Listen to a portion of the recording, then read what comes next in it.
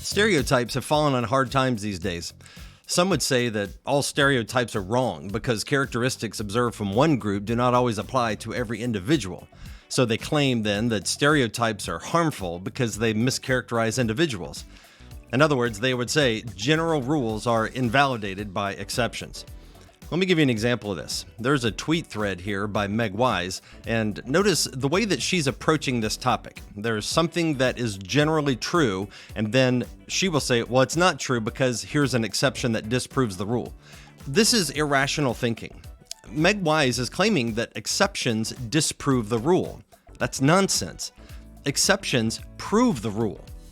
Now, she gets away with it here because she's opposing sexual stereotypes, which are thought to be the most sinister kind. God forbid we acknowledge any differences between men and women. I mean, seriously, does anybody think this way about anything else? Well, let me give you an example. We say human beings have two legs. Well, that's a stereotype, right? Well, you might say, well, that's not true. I know somebody that only has one leg. You see how this works? If somebody wants to deny an obvious reality as normative, then they can categorically reject it by pointing out some exception to that observation. So what Wise wants to do is to deny the general fact that men are taller, stronger, they're better leaders, they are better providers, they're less emotional.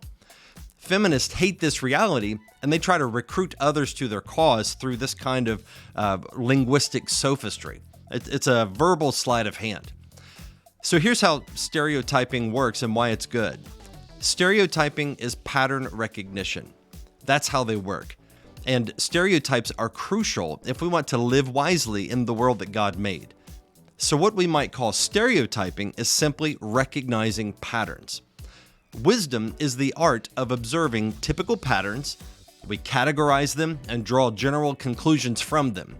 And it's necessary to do this, to engage in any kind of rational thought. Stereotypes always have exceptions because they are, by definition, general truths. Whenever a truth never has an exception, then it's just simply a fact. It's not a stereotype. Facts never have exceptions, but stereotypes always do. A society that chooses to not recognize stereotypes is a society that chooses to not see the way things are. It's a society that cannot develop wisdom because it has chosen blindness. And we choose blindness when the truth is too uncomfortable to see. In the modern world, the impulse towards expressive individualism is so strong that we are pressured to ignore the patterns. Whenever a stereotypical pattern is observed, someone can just come along and point out some exception that is assumed to disprove the observation. And yet, the differences between men and women are obvious to anybody who's willing to see them. Take physical strength, for example. God made men to be physically stronger than women. But in saying this, someone might say that this is an unfair stereotype because there are many strong women and there are many weak men. Do these exceptions to the rule make the observation unfair or untrue?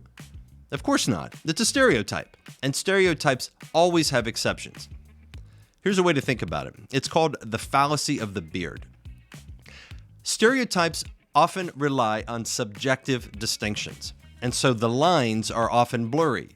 And the fallacy of the beard gets its name from the fact that you cannot precisely define how many whiskers constitute a true beard. If you shave off one whisker, does it cease to be a beard? How about if you shave off 10 whiskers? How about if you shave off 100 whiskers? We know what beards are, even though we cannot precisely identify the line between beard and non-beard. The distinction is imprecise and subjective, but an imprecise distinction doesn't mean beards don't exist. We make imprecise, subjective distinctions all the time, every day. For example, when does a child become an adult? Nothing magical happens on their 18th birthday, although that's when one is legally considered an adult in the United States. So the line between adult and child is quite blurry, but that doesn't mean the distinction is meaningless. Since you don't have precise lines between masculine or feminine characteristics, some people would deny the value of any such categorizations. So if a woman can be found who is physically stronger than most men, Then, we're told, physical strength should no longer be considered a masculine trait. But this is illogical. Generalizations assume that there are exceptions. That's what makes them useful. Every day, we observe clear distinctions that have blurry boundaries, such as short versus tall or rich versus poor. We need to recognize these general distinctions between men and women to live wisely with each other. So, the Bible is full of stereotypes. Proverbs is considered a book of wisdom because it tells us about the way the world generally is. Proverbs observes and labels different behavior patterns, such as that of the wicked, the righteous, the fool, the poor, the friend, the ruler, the rich, and the adulteress, and the sluggard, and the scoffer, just to name a few. By noting behavior patterns in different kinds of people and naming them, we can learn which patterns to follow and which ones to avoid. That's how wisdom works.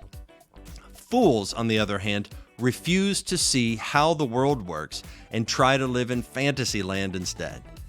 By refusing to see how things really are, they render themselves incapable of attaining wisdom. Even though God has created men and women wondrously different from one another, in the modern world, it has become taboo to observe them or talk about them. This is the way of fools. No discussion of sexuality can happen at all without observing what men and women are generally like and drawing conclusions about them. It's unavoidable. For example, we cannot know what men are like in general without disregarding each man's individuality to a degree, observing patterns common to most men, and drawing conclusions from the aggregated data. Macro-level observations are not invalidated by the uniqueness of individuals. In the modern world, acknowledging differences between men and women is seen as restrictive and stifling to individual self-expression. But this has not always been the case. Other cultures around the world, not to mention in the past, have typically celebrated sexual differences by developing their own customs, forms, norms, and traditions to highlight those differences. Other cultures have been more prone to see sexual differences as beautiful, meaningful, and even liberating manifestations of transcendent realities. Throughout human history, cultures have developed sexual norms and taboos to govern behavior and maintain order. For example, there's a big difference between a man wearing a Scottish kilt and a man wearing an evening gown. A man in a kilt is conforming to a cultural expression of masculinity. His kilt is part of the masculine uniform, and he wears it as part of the brotherhood of men. A skirt may be similar to a kilt in some ways, but the man wearing a skirt is signaling something different from the man wearing a kilt. He's openly defying a cultural expectation of masculinity. And by committing this taboo, he is declaring his independence from such expectations. Expressions of masculinity and femininity can vary across time and culture, and these variances need to be taken into an account. But these variations do not render the cultural expectations meaningless. The biological differences between men and women are incontestable, and most of the social differences are undeniable, even if some people are uncomfortable acknowledging that in the modern world. Nevertheless, we've got to realize that the cost of denying the manifest differences between men and women is unimaginably steep. We cannot exchange reality for fiction without yielding massive collateral damage. Trying to pretend the sexes are identical or interchangeable is like trying to level Mount Everest with a spoon. Men and women are gloriously different and created by God to be that way.